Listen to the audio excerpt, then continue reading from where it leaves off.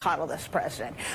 The Democrats have an awesome opportunity in 2020, and that is to be the party of sane, strong national security, because this guy is a disaster. Well, Tiffany, good question, because maybe Tom Cotton, who author of the Dear Iran letter back in the day, Lindsey Graham, you watch Capitol Hill at the Beat DC. Do you expect to hear outrage coming from the Lindsey Grahams and the other hawks therein inside of the United States Senate? Not a peep, and it's kind of ironic because it turns out that maybe Donald Trump is the secret Muslim president that they feared Barack Obama was.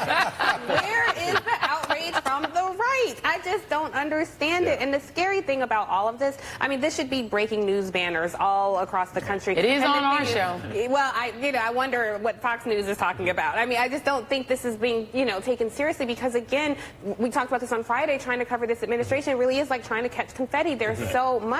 And the challenge is foreign policy. There's so many people who are removed from 9/11. So you go to his rallies and you ask these, MAGA people, tell me the difference between the Taliban and Al-Qaeda. I really doubt that they could do that. And then there was a show, I can't remember if it was a Daily Show, I think it was, they went to a Trump rally and they started asking people questions and they said, do you know that Obama was nowhere near the Oval Office on 9/11? Don't you think that's strange? And they're like, yeah, we should look into that. That's crazy. I mean, this is the people we're trying to appeal to. And they have become synonymous with elected leaders on the Republican side, on the Senate. And it's scary. This is, to Jennifer's point, this is a national security risk, and I fear what will happen with this president having access to the codes. And just really quickly, this is crazy because he puts it all out there for us to see. He's the source. He's the leaker. He's the secret source. Yeah. Imagine if we were uncovering this news. Right. I mean, the man who hunts for leakers, the leaker in chief, announcing these secret talks. And he said it was secret. Yeah. He's so bad at it that he says,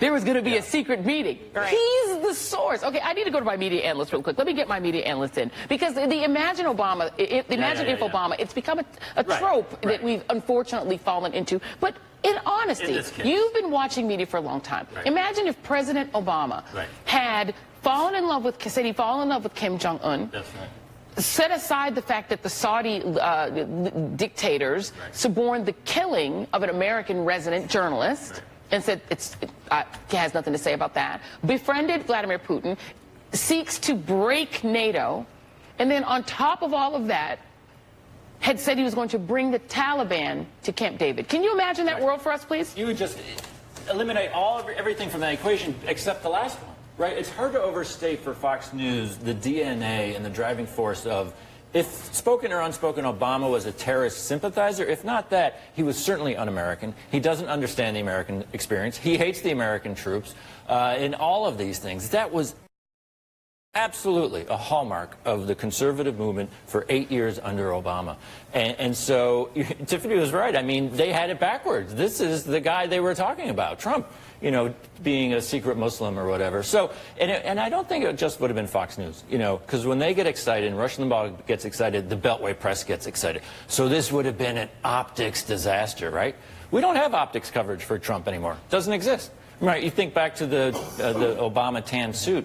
People laugh about that. I went back and looked. That was a real story for many days. Many days, because he was so out of touch. How could you be that out of touch to wear something like that?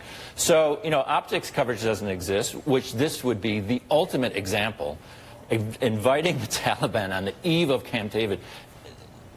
There's no other words to describe what would happen. Just a week shy of 9/11. And Eric Deggans, I think to add to that is the fact that we are on the eve of the 9/11 anniversary. Again.